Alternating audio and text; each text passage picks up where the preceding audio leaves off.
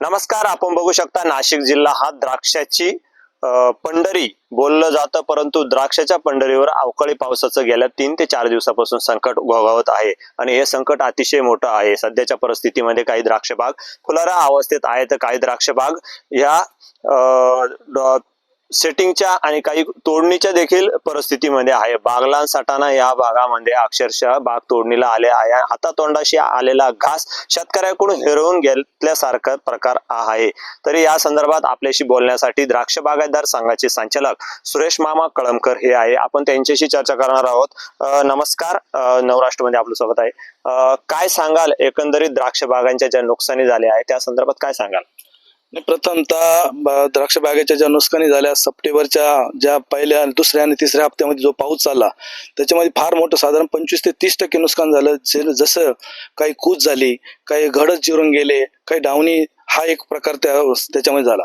त्यानंतर ऑक्टोबरच्या पहिल्या आणि दुसऱ्या हप्त्यामध्ये त्या बागा ज्या राहिलेल्या बागा होत्या त्याच्यामध्ये कूच दव पडून कूच आणि या प्रकारे ते नुकसान झालं. आता नंतर हा 4 आणि 5 तारखेचा कालपरवाचा जो पाऊस आहे, इथं 28 mm पाऊस झाला. इथं माझ्याकडे मॅन्युअल पण आहे आणि इथं वेदर स्टेशन पण आहे. त्याच्यामध्ये एकात 26 mm आणि एकात 28 mm पाऊस झाला आहे. तरी पण इतकं मोठं बघा, हे असे घड राहिले, याला मण्यांचा पत्ता नाही राहिला. सगळी कूच गळ होऊन गेलेली आहे. म्हणजे हा प्रकार इथं झाला. जवळपास 25 ते 30% द्राक्ष यावर्षी कमी आहे आणि निश्चितच गव्हर्नमेंटने थोडंफार याच्यावर पण लक्ष घातलं पाहिजे का सगळे वेदर सांगता का पाऊस नाहीये आणि मग हा पाऊस आला कुठून? स्थानिक पण हे सांगतात का पाऊस नाही, मग हा पाऊस आला कुठून? एवढला मोठा नुकसान जर होत असेल तर निश्चितच त्याच्यावर खबरदारी घेतली पाहिजे. आणि मला एक म्हणायचं, गव्हर्नमेंटने जे वेदर स्टेशन बसवले त्याच्यावरती पावसाचं अनुमान दिलं जातं आणि त्याच्याच आधारे तुम्हाला पीक विम्याचा देखील लाभ मिळतो. त्याच्या संदर्भात काय सांगा? नाही, गव्हर्नमेंटने जे वेदर स्टेशन दिले ऑलरेडी त्यांचे जे वेदर स्टेशन आहे ते लावले कुठं आणि पाणी पडतोय कुठं?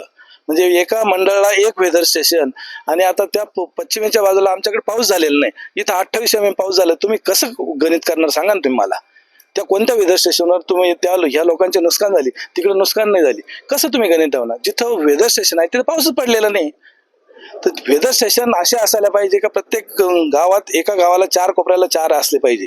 नाहीतर एखादी टीम गव्हर्नमेंटने उभी केली पाहिजे. त्यात कृषी अधिकारी, शेतकरी असे मिळून त्या ज्या बागेचं नुकसान झालं त्यांचा पंचनामा करून त्याला निश्चित न्याय मिळाला पाहिजे, असं माझं स्पष्ट मत आहे. आपण द्राक्ष बागायतदार संघाचे संचालक आहात. या माध्यमातून आपण या अगोदर काही असा प्रश्न उपस्थित केला होता का आणि काही यावर मार्ग काढण्याचा प्रयत्न केला होता का? खूप मार्ग काढायचे प्रयत्न केले. आमचे द्राक्ष बागायतदार संघाचे माजी अध्यक्ष, त्याच्यानंतर आत्ताचे अध्यक्ष, अजूनही आम्ही भांडतोय का त्यांनी बाकीच्या पिकांना जसं तुम्ही 1 रुपयात पीक विमा देता, आमचे अध्यक्ष म्हणतो आम्ही 1000 रुपये द्यायला तयार आहे, तुम्ही आम्हाला द्राक्षाचा फळ विमा द्या. हे सुद्धा प्रयत्न केलेले आहे आणि याच्या अगोदर खूप बैठका झाल्या. अरुण काका मोरे सारख्याने त्याच्यात फार लक्ष घालून जवळपास 2-4 वर्ष त्यांनी त्याच्यात घातले, तरी पण काही साध्य झालेलं नाही पीक फळाच्या बाबतीत.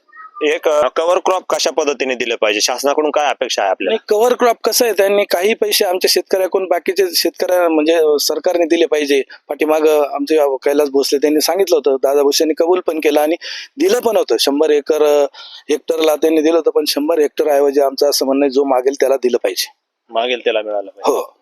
आपण बघू शकतो क्रॉप कव्हरच्या माध्यमातून द्राक्षाला सुरक्षा मिळाली पाहिजे. द्राक्ष पंढरी ही धोक्यात आहे. द्राक्ष पंढरीवर हे मोठं संकट आहे.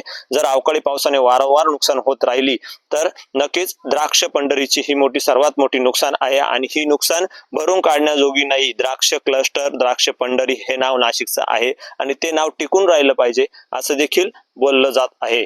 नवराष्ट्र साठी अमोल जाधव, नाशिक.